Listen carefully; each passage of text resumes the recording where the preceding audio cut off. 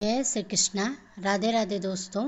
आज के इस वीडियो में आप सभी सुनिए जया एकादशी की बहुत ही दुर्लभ व्रत कथा। हिंदू धर्म में एकादशी तिथि का विशेष ही महत्व है और प्रत्येक एकादशी को किसी न किसी देवी देवता की आराधना के लिए समर्पित किया गया है।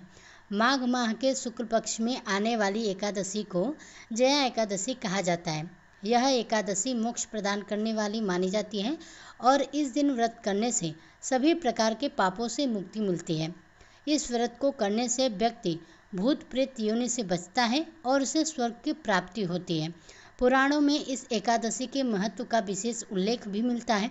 पद्म पुराण और स्कंद पुराण में बताया गया है कि इस एकादशी के व्रत से पितरों को भी शांति मिलती है और व्रती को असीम पुण्य की प्राप्ति होती है। भगवान विष्णु की कृपा से व्रती के सभी पाप नष्ट हो जाते हैं और उसे वैकुंठ धाम की प्राप्ति होती है। आइए अब बताते हैं जया एकादशी की व्रत की विधि। व्रती को सात्विक भोजन करना चाहिए और मानसिक रूप से भगवान विष्णु की आराधना करने का संकल्प लेना चाहिए। जल्दी उठकर स्नान करना चाहिए और स्वच्छ वस्त्र धारण करने चाहिए। पीले वस्त्र पहनकर भगवान विष्णु के समक्ष दीप जलाकर फल फूल और तुलसी पत्र अर्पित करने चाहिए। इस दिन अन्न का सेवन नहीं करना चाहिए। जल तथा फलाहार व्रती को ग्रहण करना चाहिए। पूरे दिन भगवान विष्णु के भजन कीर्तन करें और साथ ही कथा का श्रवण भी करें। इस दिन रात्रि में भगवान की आरती करें और साथ ही जागरण करें। अगले दिन ब्राह्मणों को भोजन कराकर व्रत का पारण करते हैं द्वादशी के दिन, तो इससे बहुत ही लाभ प्राप्त होगा। अब आइए सुनते हैं जया एकादशी की व्रत कथा। बहुत समय पहले स्वर्गलोक में देवराज इंद्र का राज था। उनके दरबार में नंदनवन नामक एक अद्भुत वन था जहाँ गंधर्वों, अप्सराओं और देवताओं का वास था। एक बार स्वर्ग में महोत्सव का आयोजन किया गया था जिसमें सभी देवगण, ऋषि मुनि और गंधर्व सम्मिलित हुए थे। इसी सभा में पुष्पदंत नामक एक गंधर्व था जिसकी पुत्री पुष्पवती अत्यंत ही सुंदर थी। पुष्पवती का विवाह चित्रसेन नामक गंधर्व से हुआ था। चित्रसेन का एक सेवक माल्यवान नामक गंधर्व था जिसकी पत्नी पुष्पवती की सहेली थी। एक बार जब स्वर्गलोक में इंद्रदेव के दरबार में संगीत सभा आयोजित हो रही थी तब माल्यवान भी उसमें सम्मिलित हुआ था। वह बहुत ही कुशल संगीतज्ञ था, लेकिन दुर्भाग्यवश उस दिन उसकी दृष्टि पुष्पवती पर पड़ गई और वह उसके सौंदर्य में मोहित हो गया। संगीत के ध्यान नहीं लगा पाया। उसकी गलती के कारण सभा का संपूर्ण वातावरण बिगड़ गया। जब इंद्रदेव को इस बात का आभास हुआ तो उन्होंने क्रोधित होकर माल्यवान और पुष्पवती को श्राप दे दिया कि तुम दोनों अपने कर्तव्यों से विमुख होकर भोग विलास में लिप्त हो गए हो। इसलिए मैं तुम्हें श्राप देता हूँ कि तुम दोनों पृथ्वी लोक में जन्म लेकर भूत प्रेत योनि में भटकते रहोगे। इंद्रदेव के श्राप के प्रभाव से वे दोनों स्वर्ग से गिरकर पृथ्वी पर एक भूत और पिशाच के रूप में परिवर्तित हो गए। उनका शरीर अत्यंत ही भयानक हो गया और वे जंगलों में भटकने लगे। उनका जीवन अत्यंत ही कष्टमय हो गया था। वे अत्यधिक भूख और प्यास से व्याकुल रहा करते थे, लेकिन न तो भोजन कर सकते थे और न ही किसी को अपनी व्यथा कह सकते थे। कई वर्षों तक वे इस पीड़ा को सहन करते रहे। एक दिन संयोगवश माघ मास के शुक्ल पक्ष की एकादशी तिथि आई। उस दिन भूख और प्यास के कारण वे अत्यंत ही दुखी थे और संयोगवश उन्होंने पूरे दिन कुछ भी नहीं खाया और न ही किसी प्रकार का पाप किया। इस प्रकार उन्होंने अनजाने में ही जया एकादशी का व्रत कर लिया। रात्रि के समय अत्यधिक ठंड के कारण वे सो भी नहीं पाए और अनजाने में ही उन्होंने रात्रि जागरण भी कर लिया। इस प्रकार जया एकादशी का व्रत पूर्ण हुआ। अगले दिन जब सूर्योदय हुआ तो उनकी पिशाच योनि समाप्त हो गई और वे अपने पुराने गंधर्व रूप में वापस आ गए। जब उन्हें यह ज्ञात हुआ कि जया एकादशी के व्रत के प्रभाव से वे पुनः अपने दिव्य स्वरूप में लौट आए हैं तो वे अत्यंत ही हर्षित हुए। वे तुरंत स्वर्गलोक लौट गए और इंद्र के चरणों में गिरकर उनसे क्षमा मांगी। इंद्रदेव ने उन्हें क्षमा कर दिया और कहा, हे माल्यवान, जया एकादशी का व्रत का पालन करने से ही तुम दोनों इस भयंकर योनि से मुक्ति मिली है। यह व्रत अत्यंत ही पुण्यदायक और समस्त पापों का नाश करने वाला है। जो भी इस दिन भगवान विष्णु की आराधना करता है वह सभी दुखों से मुक्त होकर मोक्ष को प्राप्त करता है। जया एकादशी के लाभ। इस व्रत को करने से व्यक्ति सभी प्रकार के लाभ पापों से मुक्त हो जाता है। यह व्रत भूत प्रेत योनि से मुक्ति दिलाने वाला है। व्रती को मोक्ष की प्राप्ति होती है और वैकुंठ धाम को जाता है। जया एकादशी व्रत का अत्यधिक धार्मिक और आध्यात्मिक महत्व है। इस दिन भगवान विष्णु की आराधना करने से समस्त दुखों का नाश होता है और पुण्य की प्राप्ति होती है। यह व्रत भूत प्रेत बाधा से भी मुक्ति दिलाने वाला माना गया है। अतः सभी लोगों को इस व्रत को विधि पूर्वक करना चाहिए ताकि जीवन में सुख शांति और समृद्धि बनी रहे। तो एक बार प्रेम से सच्चे मन से बोलिए ओम श्री विष्णुवे नमः, ओम वासुदेवाय नमः। अब आइए सुनिए एकादशी माता की कथा। सनातन धर्म में एकादशी तिथि का अत्यंत ही महत्व है। यह तिथि भगवान विष्णु को समर्पित मानी जाती है और इस दिन व्रत करने से व्यक्ति को समस्त पापों से मुक्ति मिलती है। ऐसी मान्यता है कि एकादशी का व्रत करने से न केवल वर्तमान जन्म के दोष समाप्त होते हैं, बल्कि यह व्रत मोक्ष प्रदान करने वाला भी होता है। एकादशी माता की कथा को सुनने और पढ़ने से पुण्य की प्राप्ति होती है। यह कथा भक्तों के लिए प्रेरणा और आस्था का स्रोत है। आइए अब सुनते हैं एकादशी माता की पौराणिक कथा।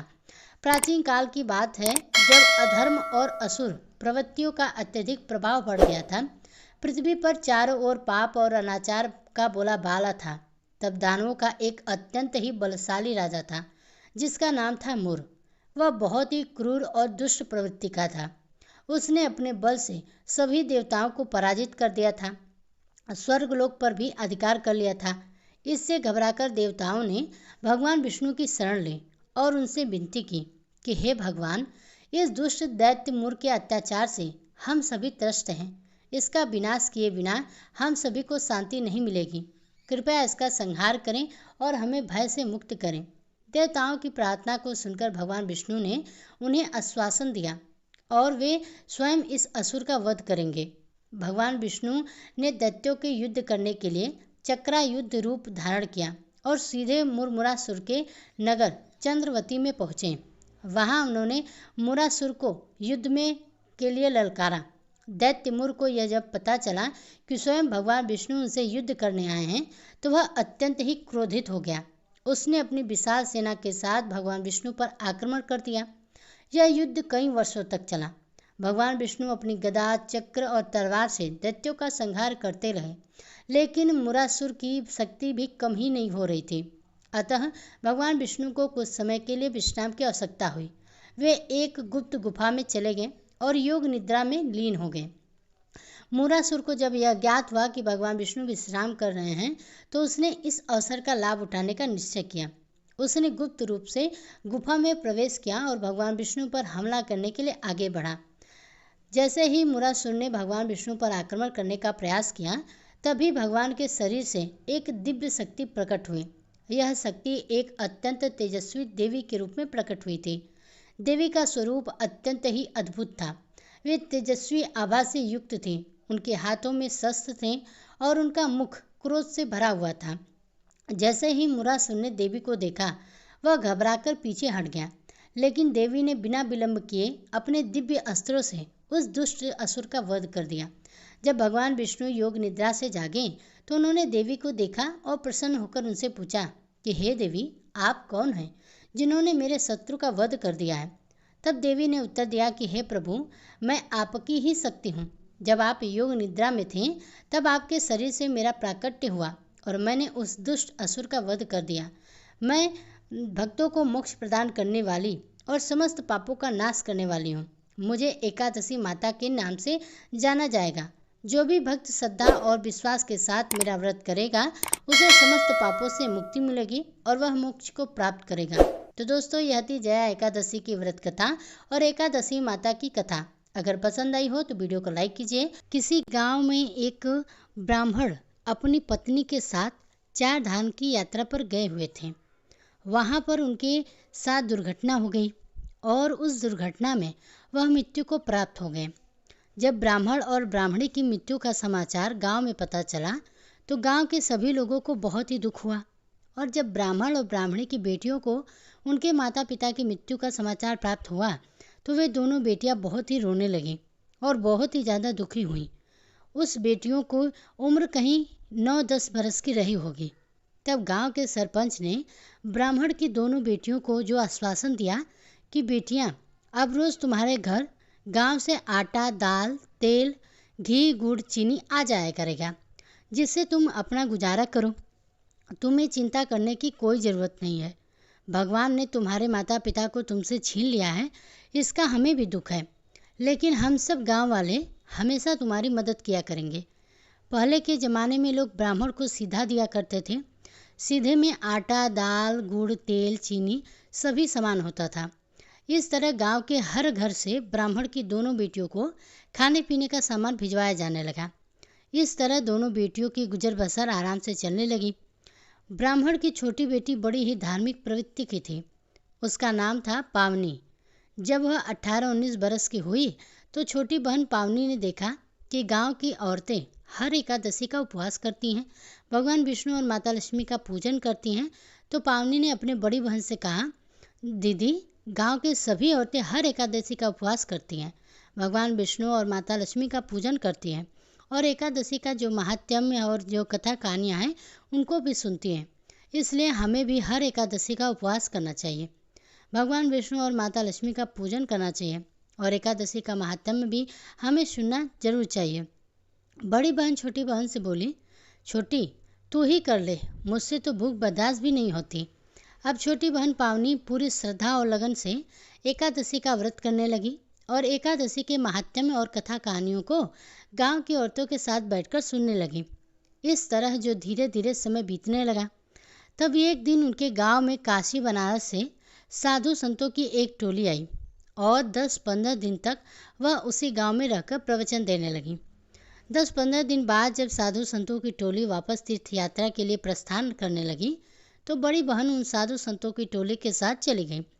लेकिन छोटी बहन ने अपना सत्य नहीं छोड़ा। वह बड़ी ही सादगी से अपने गांव में अपने घर में ही रहने लगी। लेकिन उसे अपने बड़ी बहन के जाने का बड़ा ही दुख हुआ। वह जो एक दिन गांव के सरपंच ने चौपाल में एक फैसला लिया कि हमें ब्राह्मण की छोटी बेटी पावनी का विवाह कर देना चाहिए, क्योंकि उसकी बड़ी बहन तो साधु संतों की टोली के साथ चली गई है, इसलिए हमें इसका विवाह जल्दी से जल्दी करना होगा। अब गांव के सभी लोगों ने खुशी खुशी सरपंच की बात मान ली और पावनी के विवाह के लिए जो सबने बढ़ चढ़कर हिस्सा लिया। ब्राह्मण की छोटी बेटी के विवाह की तैयारियां अब जोर शोर से होने लगी। तब एक दिन ब्राह्मण की छोटी बेटी पावनी का विवाह एक बहुत ही सुंदर ब्राह्मण युवक के साथ गांव वालों ने धूमधाम से करा दिया। अब वह युवक ब्राह्मण के घर जो घर जमाई बनकर रहने लगा और छोटी बहन जो पावनी थी वह हर एकादशी का उपवास करती रही। वह पीपल और आंकड़े के पेड़ को सींचती, सूर्य नारायण भगवान को अर्घ देती, तुलसी जी को सींचती और छोटी बहन बड़ी ही बहन की कुशलता के लिए भगवान से प्रार्थना करती कि हे भगवान, हे ईश्वर, मेरी बहन को सद्बुद्धि दीजिए, वह जहाँ भी रहे उसकी रक्षा करना, वह वापस घर आ जाए। प्रभु, इस तरह से धीरे धीरे समय बीतने लगा। जब एक दिन सुबह सुबह छोटी बहन जोर जोर से भगवान के नाम की स्तुति करने लगी कि हे विष्णु भगवान, हे चार भुजाधारी, मेरी बहन की मदद करो, उस दिन उसका व्यवहार उसके पति को बड़ा ही अजीब लग रहा था। वह बार बार भगवान विष्णु की स्तुति कर रही थी, तुलसी जी के क्यारे को बार बार सींच रही थी, उसकी परिक्रमा कर रही थी। तब छोटी बहन पावनी का पति अपनी पत्नी से बोला कि अरे भाग्यवान, आज तुझे क्या हुआ है जो तू बार बार तुलसी के क्यारे को सींच रही है, जोर जोर से भगवान के नाम की स्तुति कर रही है और बार बार कह रही है कि मेरी बहन को बचाओ, आखिर तेरी बहन को क्या हुआ है। तब छोटी बहन पावनी अपने पति से बोली कि देखो जी, मेरी बहन जिन साधु संतों की टोली के साथ गई थी उन सबकी झोपड़ियाँ जलकर राख हो गई हैं। मैं अपनी बहन की झोपड़ी की आग बुझा रही हूँ। तब उसके पति ने कहा, अरे पावनी, तू तो बावली हुई है, तुझे कैसे पता चला कि तेरी बहन की झोपड़ी जल गई है और तू यहाँ छिड़काव कर रही है, इससे क्या तेरी बहन की झोपड़ी में आग बुझ जाएगी? तू भला कैसे कर सकती है, कैसे आग को बुझा सकती है? तू तो यहाँ घर पर ही है और तेरी बहन मालूम नहीं कहाँ है, उसे गए तो कई बरस बीत चुके हैं। तब पावनी बोली, देखो जी, अगर मैं झूठ बोलती तो आप गंगा तट पर जाकर देखिए, मेरी बहन आपको वहीं मिलेगी। अब पावनी के पति को यह सुनकर बड़ा ही आश्चर्य हुआ। वह उसी समय गंगा तट पर चला गया और वहाँ का दृश्य देखकर वह भी हैरान गया। उसके तो आश्चर्य का ठिकाना ही नहीं था। वहाँ सभी झोपड़ियाँ जल चुकी थी, लेकिन एक अधजली झोपड़ी थी। जो पावनी का पति उस अधजली झोपड़ी के पास गया तो वहाँ एक बहुत ही पतली सी दुबली सी महिला बैठी रो रही थी। पावनी का पति बोला, दीदी मैं तुम्हारी छोटी बहन पावनी का पति हूँ। उसी ने तुम्हारी झोपड़ी की आग बुझाई है। उसी ने मुझे तुम्हें यहाँ लेने के लिए भेजा है। तुम अब वापस घर चलो। बड़ी बहन चुपचाप अपनी छोटी बहन के पति के साथ गांव में आकर अपने घर आ गई। जैसे ही वह घर में आने लगी तो छोटी बहन पावनी अपनी बहन बड़ी से बोली, दीदी मैं तुम्हें घर में एक शर्त पर आने दूंगी। जब तुम शादी करना स्वीकार करोगी तो तभी मैं तुम्हें अपने घर में आने दूंगी। बड़ी बहन ने कहा कि छोटी पावनी बड़ी ही समझदार है। तूने मुझे एकादशी का व्रत करने को कहा, लेकिन मैंने मना कर दिया। मुझे उसी का पाप दोष भोगना पड़ रहा है। मेरी बहन, अब इस उम्र में भला मुझसे कौन विवाह करेगा।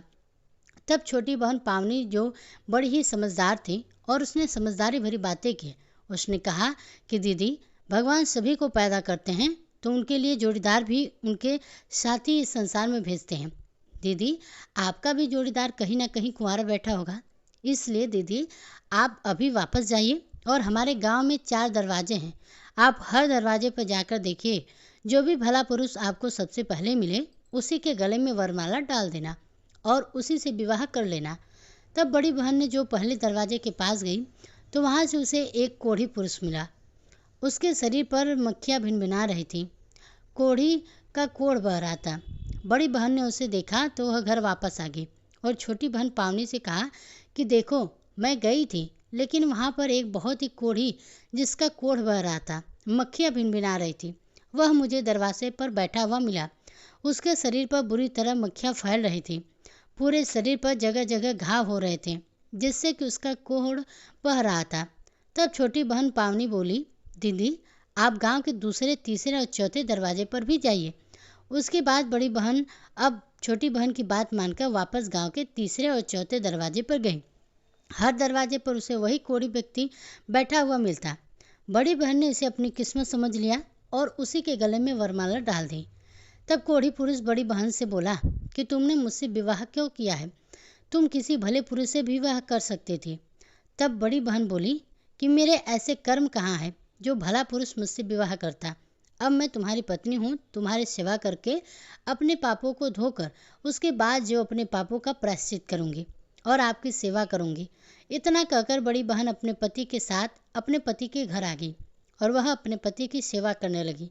अब बड़ी बहन भी हर एकादशी का उपवास करने लगी। इस तरह धीरे धीरे समय बीतने लगा। तब एक बार उसके गांव में भागवत कथा करने वाले काशी बनारस की एक मंडली आई और कोढ़ी पति ने अपनी पत्नी से कहा कि मुझे तो जो भागवत कथा सुननी है, तो मुझे भागवत कथा सुनाने के लिए पंडाल में लेकर चल। तब बड़ी बहन अपने कोढ़ी पति को अपने ऊपर उठाकर पंडाल में पहुंची। जैसे ही वह पंडाल के भीतर जाने लगी तो लोगों ने उसे पंडाल में बैठने नहीं दिया। बड़ी बहन अपने पति के साथ पंडाल के बाहर बैठकर भागवत कथा सुनने लगी। अब जो माघ का महीना चल रहा था, कड़ाके की सर्दी पड़ रही थी। खुले में भागवत कथा सुनने से बड़ी बहन और उसके कोढ़ी पति को बहुत ही ठंड लग रही थी, लेकिन उन्हें देखकर किसी को भी उनके ऊपर दया नहीं आई। इस तरह भागवत कथा सुनते हुए उन्हें 3-4 दिन निकल गए।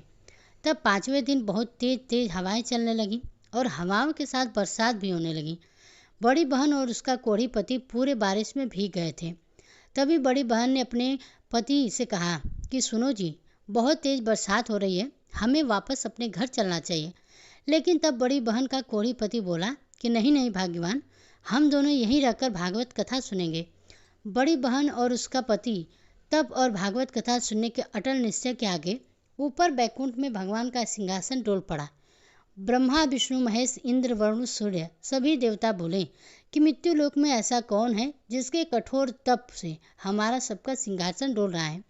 तभी नारद मुनि नारायण नारायण करते हुए वहाँ आ गए। तब नारद जी ने सभी देवताओं से कहा कि पृथ्वी पर एक कोढ़ी और उसकी पत्नी है जो माघ मास का स्नान और व्रत कर रहे हैं और खुले प्रांगण में सर्दी में बैठकर भागवत की कथा सुन रहे हैं। उन्हीं के कठोर तप से आप सबका सिंहासन डोल पड़ा है। उसी समय भगवान विष्णु माता लक्ष्मी के साथ दिव्य विमान में बैठकर पंडाल के सामने उतरे। दिव्य विमान के वहां पहुंचते ही भागवत कथा सुन रहे लोगों का पंडाल उठ गया। सभी लोग दिव्य विमान देखकर विमान के पास भगवान के दर्शन करने के लिए पहुंचे। लेकिन जब तक दिव्य विमान कोढ़ी और उसके पत्नी को लेकर स्वर्ग में जा चुका था, वहाँ खड़े सभी लोग पछताने लगे। इस तरह एक छोटी बहन ने अपनी बड़ी बहन को तार दिया, हे एकादशी माता, हे भगवान विष्णु, जैसे आपने बड़ी बहन और उसके कोढ़ी पति को उनके तप और एकादशी व्रत का फल दिया, वैसे ही जो यह कहानी सुन रहे हैं और जो यह कहानी कह रहे हैं उनके भी सभी मनोकामनाओं को पूरी करना। तो प्रेम से बोले विष्णु भगवान की जय, माता लक्ष्मी की जय। तो दोस्तों, आशा करती हूँ आपको यह कथा पसंद आई होगी। पसंद आई हो तो वीडियो को लाइक कीजिएगा, साथ ही कमेंट बॉक्स में जय श्री हरि विष्णु लिखना ना भूलिएगा। अगर इसी तरह की कथाओं को सुनना पसंद करते हैं तो हमारे चैनल को सब्सक्राइब भी जरूर कीजिएगा।